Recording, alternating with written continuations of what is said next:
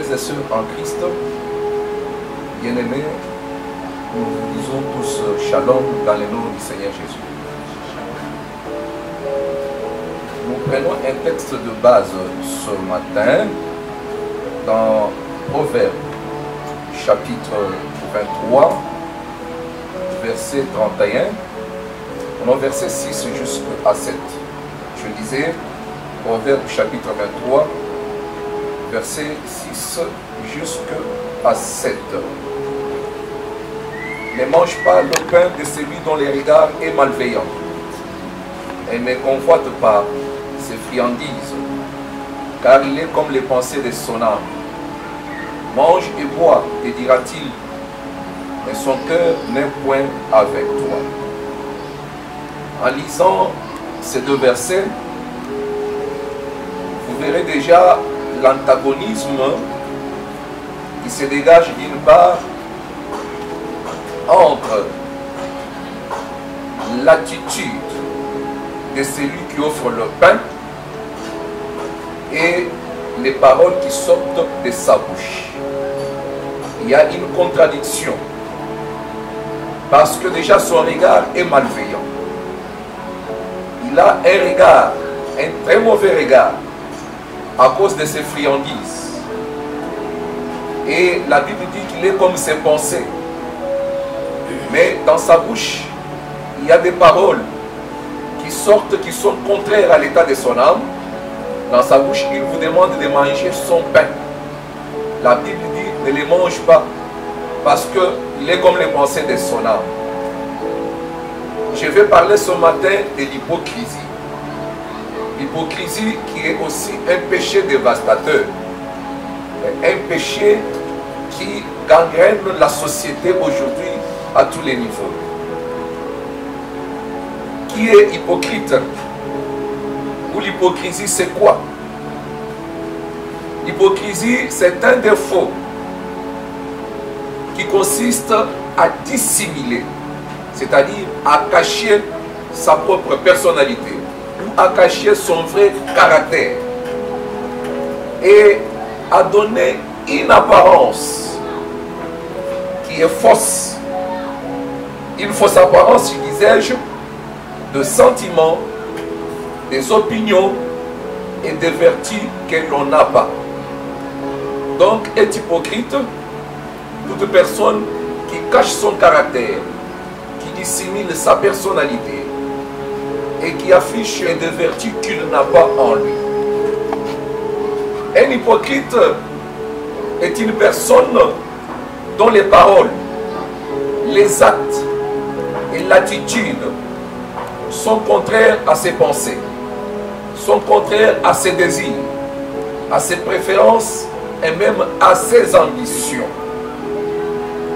Est hypocrite toute personne dont l'intérieur est en contraste avec l'extérieur, c'est-à-dire en opposition ou en contradiction. Il y a plusieurs passages de la Bible qui fustigent ce péché. Mais nous allons nous attarder sur Matthieu chapitre 23, à partir du 13e verset jusqu'au 29e. Là où Jésus parle en long et en large du comportement hypocrite des scribes et des pharisiens qui pourtant étaient les conducteurs spirituels du peuple d'Israël. D'entrée de jeu, je dois déjà dire que si Jésus fustige dans les comportements des scribes et des pharisiens l'hypocrisie, c'est dire que les titres et grades n'effrayent pas un péché. Quel que soit votre titre, quel que soit votre rang social, quel que soit votre grade, et même si vous avez un titre religieux, le péché ne crée pas ce titre. Ils étaient les conducteurs spirituels du peuple d'Israël, mais ils avaient en eux le péché d'hypocrisie. Détruisez le péché dans la vie, et surtout l'hypocrisie. Parce que quand vous ne détruisez pas un péché, c'est ce péché-là qui va vous détruire et qui va rendre nuls vos titres et grades. hypocrite a un amalgame, un mélange de péchés qui lui permettent toujours de parvenir à ses fins. Vous trouverez que dans la vie de chaque hypocrite, il y a toujours une dose de flatterie. Et c'est cette flatterie qui lui permet d'avoir accès chez les personnes qui ne pouvaient pas l'approcher. Il gagne leur confiance par la flatterie. Un hypocrite n'a pas que la flatterie en lui. Il n'a pas que la dose de la flatterie en lui. Un hypocrite a également une dose de ruse et de mensonges dans son comportement. C'est à travers la ruse et les mensonges qu'il parvient à rouler ses victimes dans la farine. Un hypocrite a également une dose de traîtrise. C'est par cette traîtrise qu'il finit toujours par trahir ses amis, qu'il finit toujours par trahir ses frères et sœurs. J'ai toujours dit que dans la vie,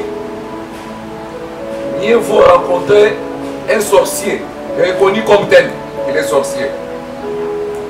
Mieux vaut rencontrer un ennemi qui vous déclare la guerre en face que vivre avec un hypocrite, parce que l'hypocrisie est un poison à effet retardé. Je m'en vais maintenant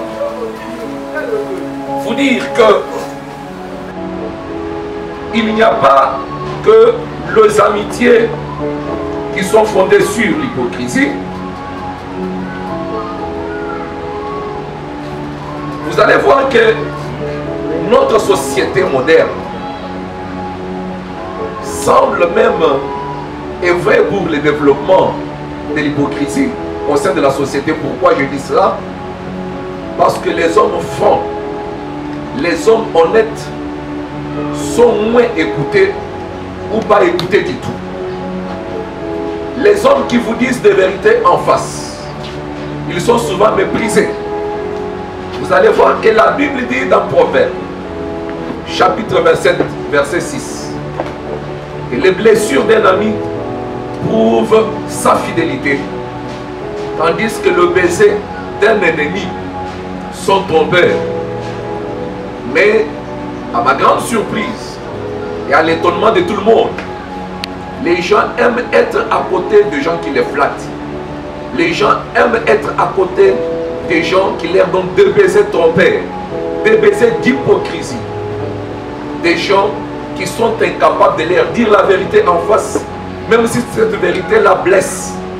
La Bible dit clairement, les blessures d'un ami prouvent sa fidélité. C'est lui qui vous dit la vérité, même si elle vous blesse. C'est une personne qui vous aime. C'est une personne qui veut vous remettre sur la bonne voie. C'est une personne qui œuvre pour votre bonheur. Mais malheureusement, dans la société, que ce soit à l'église, que ce soit dans le monde politique, que ce soit dans les amitiés, les gens n'aiment pas les gens qui leur disent des choses vraies en face. Bien-aimés dans le Seigneur, la forme la plus dangereuse de l'hypocrisie à l'église, c'est celle qui est écrite à Matthieu, chapitre 15, verset 8. La Bible dit, ce peuple m'honore des lèvres, mais son cœur est éloigné de moi. Ça, c'est une chrétienté vidée de toute sa substance. Les gens prient, les gens font même des jeûnes, ils dansent, ils glorifient Dieu. Cependant, ils n'ont pas l'obéissance à la parole de Dieu, ils ne craignent pas Dieu et ils ne manifestent pas en eux les fruits de l'esprit. Le Saint-Esprit parlant à travers les prophètes, il dit, ce peuple que vous voyez, il m'honore des lèvres, mais son cœur est éloigné de moi. Ça, c'est la première caractéristique d'une église hypocrite. C'est la première caractéristique d'une personne hypocrite devant Dieu.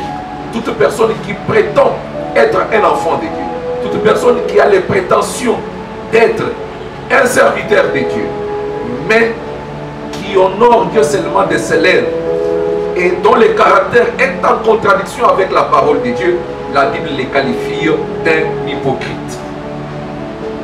Il y a également la deuxième forme d'hypocrisie, plus répandue à l'Église, qui se manifeste par la trahison et les mensonges. Nous nous trahissons entre nous. Dans des communautés chrétiennes, il y a beaucoup de trahisons, il y a beaucoup de mensonges.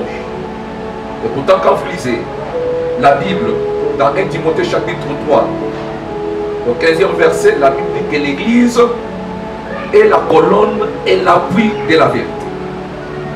C'est là où les gens peuvent se dire la vérité, mais malheureusement, les mensonges ont élu domicile dans la vie des enfants de Dieu. Je voudrais, sans être exhaustif, faire une petite synthèse dans laquelle j'ai découvert qu'il y a des sortes d'hypocrisie. La première sorte d'hypocrisie, c'est l'hypocrisie que j'appelle l'hypocrisie incidentielle. Qu'est-ce que j'entends par l'hypocrisie incidentielle? C'est l'hypocrisie qu'avaient affiché Pierre et Barnabas lorsqu'il y a eu les circoncis qui ont été envoyés par Jacques.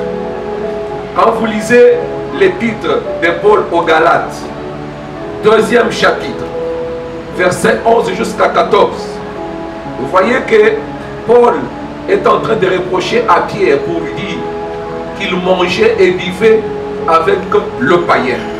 Mais quand il a vu les circoncis qui étaient envoyés par Jacques, il a esquivé et entraînant dans son comportement même Barnabas, qu'il a emboîté de pas, en affichant un comportement hypocrite, en montrant aux circoncis que non, ils observaient la loi juive, qui leur interdisait de manger et de boire avec le païen.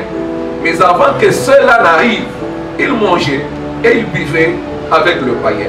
Ça, j'appelle l'hypocrisie incidentielle, c'est-à-dire quelqu'un qui, à un moment donné de la vie, dans une circonstance imprévisible, affiche un comportement hypocrite, soit par la crainte de la punition, soit par la crainte de la mort, soit parce qu'il a peur des reproches. Mais vous allez voir que ça, c'est un comportement passager. Et cette personne, une fois qu'on lui fait des remarques en tant qu'enfant de Dieu, vous allez voir que c'est une personne qui va se repentir et c'est une personne qui va revenir à son caractère normal. Quelqu'un qui a une hypocrisie incidentielle, je peux dire que c'est quelque chose qui est arrivé d'une manière aléatoire. Cela ne constitue pas son caractère. Contrairement à la deuxième forme d'hypocrisie que j'appelle les caractères d'hypocrisie, qui peut être soit un lien au sein d'une famille, au sein d'une tribu, ou tout simplement une possession démoniaque dans la vie d'une personne et qui nécessite la délivrance. Bien-aimé dans le Seigneur, l'hypocrisie est un péché qui fait aussi des ravages aujourd'hui. Dieu nous interdit d'être hypocrites. Les hypocrites n'entreront pas dans les royaumes des cieux. Essayons d'être francs. Soyons sincères les uns vis-à-vis des autres. Disons la vérité, quel qu'en soit le prix. Disons-nous la vérité, même si cela peut tourner contre nous. Mais disons la vérité, ne soyons pas hypocrites. Je voudrais, pour ce matin, donner cette petite exhortation et m'arrêter ici en faisant cette prière à l'intention de tous les bien-aimés qui se sentiront concernés par le message. La parole de Dieu est puissante, la parole de Dieu délivre. Nous allons prier pour que Dieu nous aide à ne pas tomber dans l'hypocrisie. Prions. Seigneur Dieu, maître des temps et des circonstances, Nous croyons à l'action du Saint-Esprit dans notre vie. Nous croyons à l'œuvre salvatrice de Christ à la croix. Et nous savons qu'il n'y a aucun péché qui peut être plus fort que nous, parce que Christ a tout vaincu à la croix. Faites de sorte, ô Dieu d'amour, que nous soyons des gens qui disons la vérité, quel qu'en soit le prix, quel que soit le lieu, quel que soit les moments. Aide-nous, ô Dieu, à surmonter nos difficultés, qui poussent toujours la chair à se plier à l'hypocrisie. Aide-nous, ô Dieu Tout-Puissant, à être des hommes francs et honnêtes pour la gloire de ton Seigneur. Sois loué, sois glorifié. Au nom de notre Seigneur Jésus, nous avons ainsi prié. Amen. Soyez tous bénis au nom du Seigneur Jésus. Alléluia, Jésus.